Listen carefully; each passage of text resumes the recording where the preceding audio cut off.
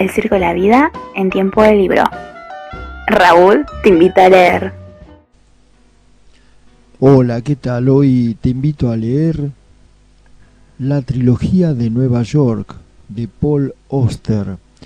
Paul Auster es un escritor nacido en Newark, Nueva Jersey, Estados Unidos, el 3 de febrero de 1947.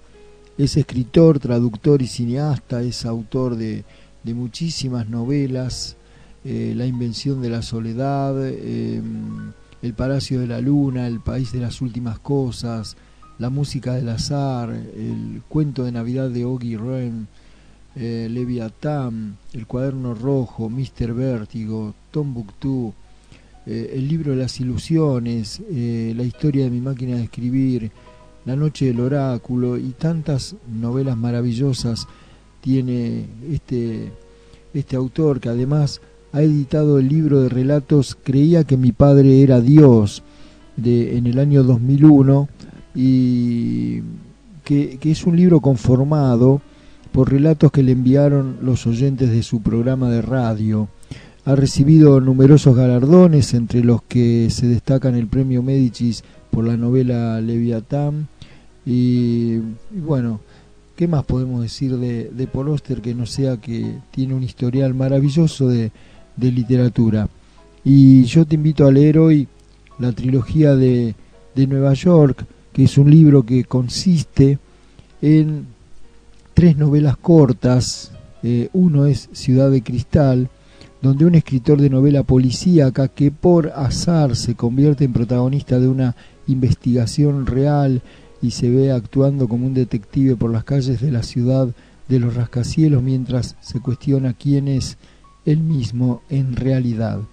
En Fantasmas, la segunda novela corta que conforma este libro, se trata de un laberinto de búsquedas que el detective protagonista deberá desentrañar, y en la habitación cerrada el protagonista recibe el encargo de buscar a un amigo de la infancia desaparecido que ha dejado una maleta llena de manuscritos inéditos que deseaba que fueran publicados por razones un tanto confusas. Bueno, estas son las 3 caras de una misma historia, con la que Paul Auster reinventa de alguna manera el género policíaco. La contratapa de una de las ediciones dice que en las obras de Paul Auster los acontecimientos se precipitan tras sucesos de una naturaleza aparentemente insignificante. Bueno, lo pequeño marca la diferencia y el azar condiciona las decisiones. La investigación de lo otro se convierte en la búsqueda de uno mismo, en el afán de hallar una identidad propia y distintiva. Comparto con vos un fragmento de la trilogía de Nueva York, de Ciudad de Cristal.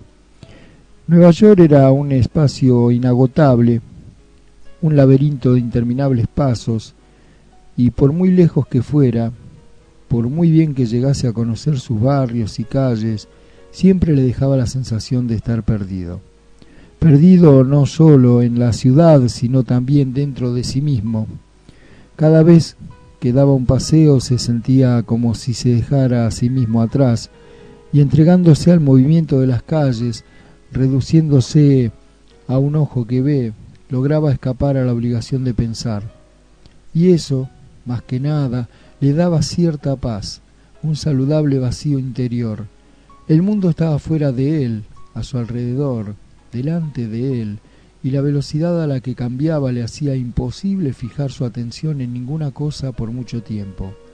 El movimiento era lo esencial, el acto de poner un pie delante del otro y permitirse seguir el rumbo de su propio cuerpo. Mientras vagaba sin propósito, todos los lugares se volvían iguales y daba igual donde estuviese. En sus mejores paseos conseguía sentir que no estaba en ningún sitio, y esto, en última instancia, era lo único que pedía a las cosas: no estar en ningún sitio. Nueva York era el ningún sitio que había construido a su alrededor, y se daba cuenta de que no tenía la menor intención de dejarlo nunca más. En el pasado, Quinn había sido más ambicioso, De joven había publicado varios libros de poesía, había escrito obras de teatro y ensayos críticos y había trabajado en varias traducciones largas, pero bruscamente había renunciado a todo eso.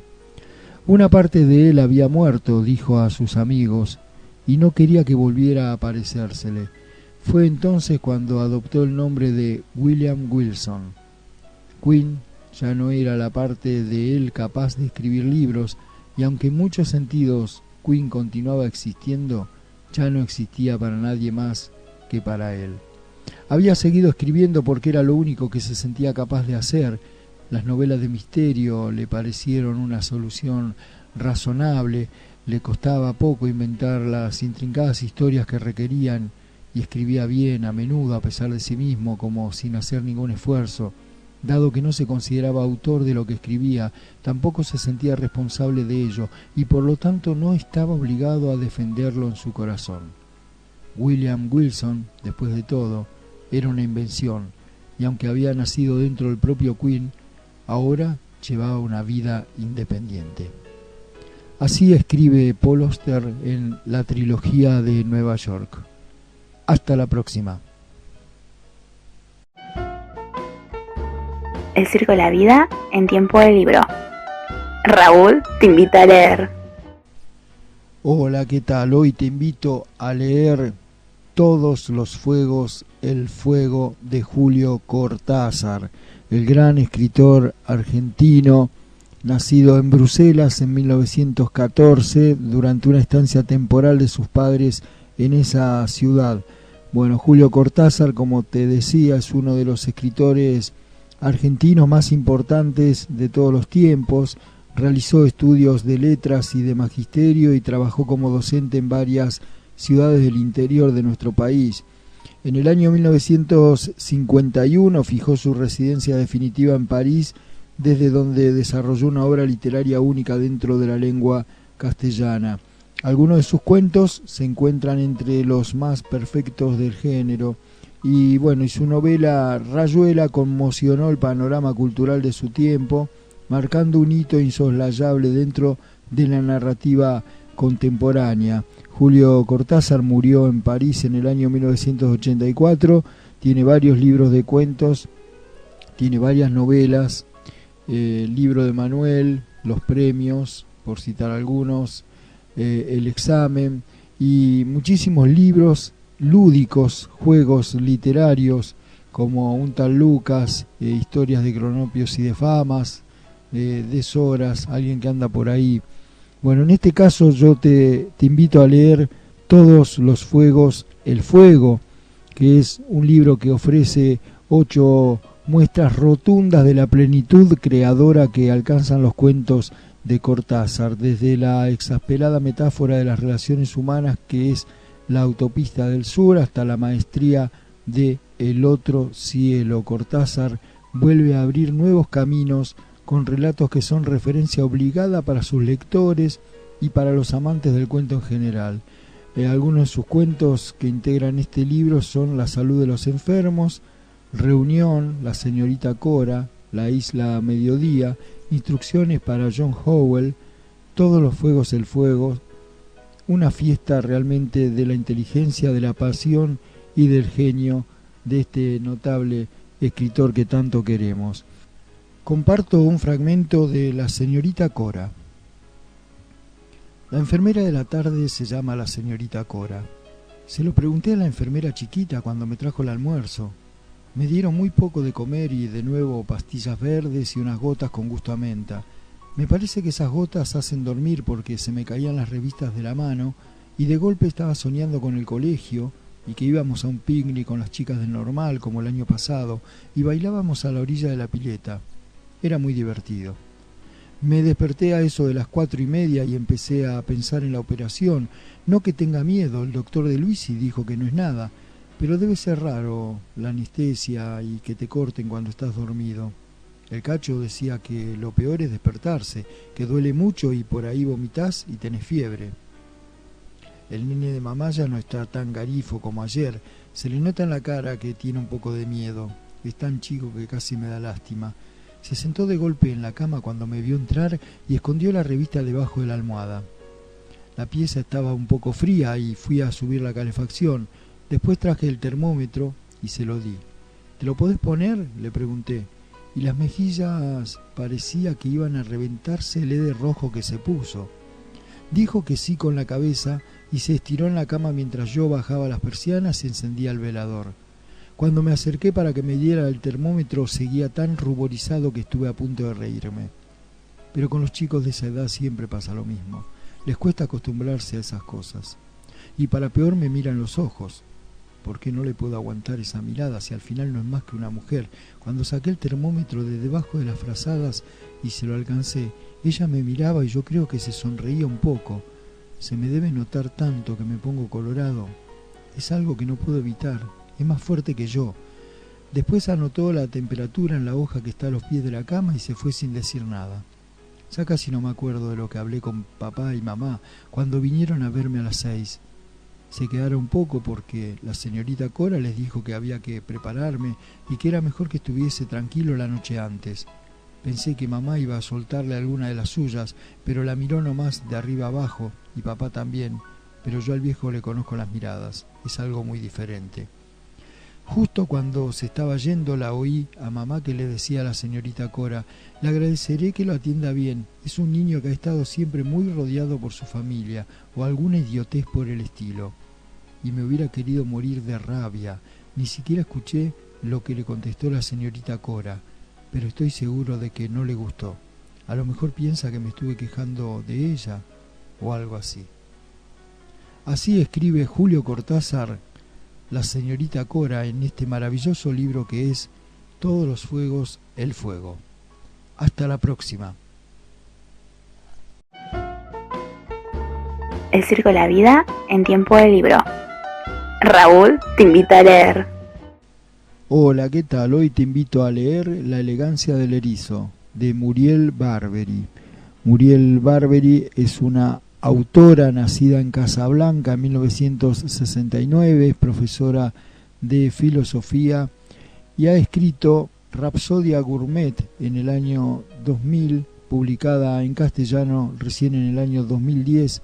Es su primera novela y ya recibió un premio por parte de una de las organizaciones literarias francesas. En el año 2016, Seix Barral de España publica su novela La vida de los elfos, y yo te invito a leer hoy un libro que ha batido muchos récords de lectores, que se llama La elegancia del erizo. La publicó Seix Barral de España en el año 2007. Esta novela fue galardonada con el premio de los libreros franceses y se transformó en un fenómeno internacional, publicado en más de 30 países con más de 4 millones de ejemplares vendidos, y además estando un año en la lista de bestsellers del New York Times. La elegancia del erizo, bueno, es un bestseller, pero de los buenos, que trata de lo siguiente. En el número 7 de la calle Grenelle, un inmueble burgués de París, nada es lo que parece. Dos de sus habitantes esconden un secreto. René, la portera, lleva mucho tiempo fingiendo ser una mujer común. Paloma tiene 12 años y oculta una inteligencia extraordinaria. Llevan ambas una vida solitaria mientras se esfuerzan por sobrevivir y vencer la desesperanza. La llegada de un hombre misterioso al edificio propiciará el encuentro entre estas dos almas gemelas. Juntas, René y Paloma descubrirán la belleza de las pequeñas cosas. La elegancia del erizo es considerada, esta novela, como un pequeño tesoro que nos revela cómo alcanzar la felicidad gracias a la amistad, el amor y el arte. Comparto un fragmento del capítulo 2 que lleva por título De guerras y colonias. No tengo estudios, decía en el preámbulo de mi discurso. No es del todo exacto, pero mi juventud escolar llegó hasta el certificado de estudios, antes del cual me había cuidado muy mucho de no llamar la atención. Asustada por las sospechas que sabía que en el señor Servant el maestro había levantado al descubrirme devorando con avidez su diario, que no hablaba más que de guerras y de colonias, cuando apenas contaba yo 10 años. ¿Por qué? No lo sé. ¿Creen ustedes realmente que habría podido? Es una pregunta para los adivinos de antaño. Digamos que la idea de luchar en un mundo de pudientes, yo, la hija de un don nadie, sin belleza ni encanto, sin pasado ni ambición, sin don de gentes ni esplendor, me fatigó antes incluso de intentarlo. Yo solo deseaba una cosa, que me dejaran en paz, sin exigirme demasiado y poder disfrutar unos instantes al día de la libertad de saciar mi hambre. Para quien no conoce el apetito, la primera punzada de hambre es a la vez un sufrimiento y una iluminación. Yo era una niña apática y casi minusválida, tan cargada de espaldas que casi parecía jorobada, que si se mantenía en la existencia no era sino porque desconocía que pudiera haber otra vía. La ausencia de gusto en mí rayaba en la nada. Nada me decía nada, nada despertaba nada en mí, y cual débil brisna de paja empujada aquí y allá al capricho de enigmáticas ráfagas de viento ignoraba incluso hasta el mismo deseo de poner fin a mi vida. En mi casa apenas se hablaba, los niños chillaban y los adultos se afanaban en sus tareas como lo hubieran hecho de haber estado solos. Teníamos suficiente para comer, aunque frugalmente. No se nos maltrataba y nuestra ropa de pobres estaba limpia, de modo que aunque podía causarnos vergüenza, al menos no sufríamos el frío, pero no nos hablábamos. La revelación tuvo lugar cuando a la edad de 5 años, en mi primer día de colegio, tuve la sorpresa y el susto de oír una voz que se dirigía a mí pronunciando mi nombre. «¿René?», preguntaba la voz mientras yo sentía posarse sobre la mía una mano amiga. Era en el pasillo donde, con ocasión del primer día de colegio y porque llovía, se había apelotonado un tropel de niños. «René», seguía modulando la voz que venía de lo alto, y la mano amiga no dejaba de ejercer sobre mi brazo, incomprensible lenguaje, ligeras y tiernas presiones. Levanté la cabeza en un movimiento insólito, que casi me dio vértigo, y mis ojos se cruzaron con una mirada. Así escribe Muriel Barberi entonces en La elegancia del erizo. Hasta la próxima. El circo de la vida en tiempo de libro. Raúl te invita a leer. Hola, ¿qué tal? Bueno, esta vez te invito a leer Los perros, una novela de Víctor Heredia. Víctor Heredia, nació en la ciudad de Buenos Aires, en el barrio de Montserrat, en 1947. Su trayectoria como uno de los cantautores más importantes de Latinoamérica es bien conocida. Se inicia en 1967 en el Festival de Cosquín, donde gana el premio Revelación Juvenil. Víctor Heredia se ha dedicado a escribir y tiene una novela que se llama Mera Vida, que fue elegida como finalista del Premio Planeta de Novela en el año 2006, y tiene también esta novela Los perros, que yo te invito a leer en este momento, y que habla de El Sabio, un joven que vive con sus padres y su hermano Cholo en el basural. Ahí subsisten con los desperdicios que descargan los camiones cada día. Todas las tardes tienen que desenvolverse con astucia para elegir lo que pueda ser útil. De lo contrario deberán disputarlo con otras personas que, como ellos, padecen la misma situación, la miseria y la marginación extremas. Sin embargo, el sabio busca otra cosa entre los restos, libros, revistas y todo lo que se pueda leer. Aunque no muy bien vista por los otros, él intuye que la lectura es una clave que le permitirá cambiar de vida. Más tarde su amistad con el gris, mucho mayor que él, las peripecias que atravesará le depararán un destino inesperado que se desarrollará a partir del develamiento de oscuros secretos. Comparto un fragmento de Los perros de Víctor Heredia. Mi pasaje por la escuela primaria fue bastante caótico. Intermitente es la palabra justa, ya que a pesar de mi inclinación por la lectura y el cotidiano esfuerzo de mi padre, no pude asistir regularmente. Recuerdo, sin embargo, como si hubiese estado allí 1000 años, el espeso bullicio de las aulas y la soledad de cemento, cuando sonaba la campana y llegaba el recreo, puesto que casi nadie se atrevía a compartirlo conmigo. Supongo que llevaba el olor del monte encima a pesar del jabón y las lavandas que mamá echaba sobre mi delantal cada mañana. Hice un solo amigo en ese tiempo y creo, ahora a la distancia, haberlo preferido así. Con uno basta y sobra para las traiciones. En ese período mi padre perdió su trabajo y nuestra actividad en el basural se transformó en algo esencial. Debía acompañarlo desde el amanecer. Los camiones con la basura levantada en la capital federal descargan de noche y con las luces del alba los recolectores debemos estar allí. Algunos hasta pernoctan para ser los primeros. Por eso cuando preguntan dónde adquirí mis conocimientos respondo ser medianamente autodidacta, pues algún mérito debo concederle a mi primera y única maestra, quien a pesar de sufrir varios intentos de violación y soportar no pocos robos, siguió firme en su vocación docente hasta que alguien, indudablemente menos proclive a la educación formal, incendió el salón donde nos daba clases y nos quedamos sin escuela. En nuestro territorio hay algunos casos insólitos. Tenemos por vecinos a un médico que al primer llamado saca su maletín y acude en ayuda de quien sea. Emparcha heridas cortantes, alivia blenorragias, pone inyecciones a deshora, hace yesos y endereza espaldas.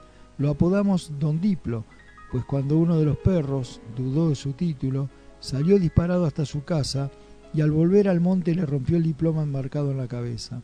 Después, viéndolo sangrar, lo atendió, solícito, y ante nuestro asombro dijo: «El juramento hipocrático es la única ley que jamás voy a romper».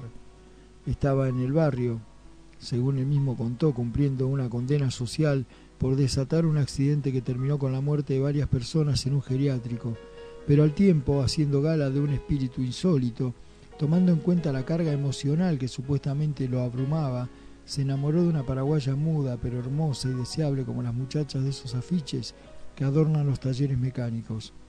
Se quedó a vivir con ella a pocas cuadras de la villa para envidia de muchos, incluido un servidor. Tiene un modesto chalet de tejas frente a la ruta. Allí sostiene con ayuda de algunos fondos municipales un comedor infantil llamado Mundo Feliz. Los más chicos suelen quedarse todo el día. Aprenden a leer y a escribir de la mano de Itatí, quien también les da de comer. Inusitada irreverencia la de ambos, hacer desfilar delante de las narices de los sicarios la esperanza. Esa solidaridad los beatificará y protegerá un tiempo de ladrones y mafiosos. Después, alguien se encargará de hacerles saber que en un sitio como el nuestro no hay puertas altas para el paso erguido de monjes ni santos, solo bajas y angostas como la de las agujas de Jerusalén, para que los obsecuentes se arrodillen junto a sus camellos, como oprobioso pago a su traición. Sería injusto sostener que todos estamos corrompidos. Muchas personas con quienes converso cuando voy a la capital a vender algún objeto especial se asombran de la honradez de algunos miserables y, ante la consabida pregunta sobre las razones de haber caído tan bajo en la escala social, les respondo con una frase robada a un anciano recolector, uno que vio nacer al monte auspiciado por una dictadura militar. La necesidad y sus falencias son iguales en todas partes. Podríamos solucionarlas con dinero, pero el egoísmo y sus consecuencias no. Suelen asentir como si entendieran, pero cuando vuelvo para venderles algo, siguen igual, presos de su avaricia. Así escribe el cantautor Víctor Heredia en Los Perros. Hasta la próxima.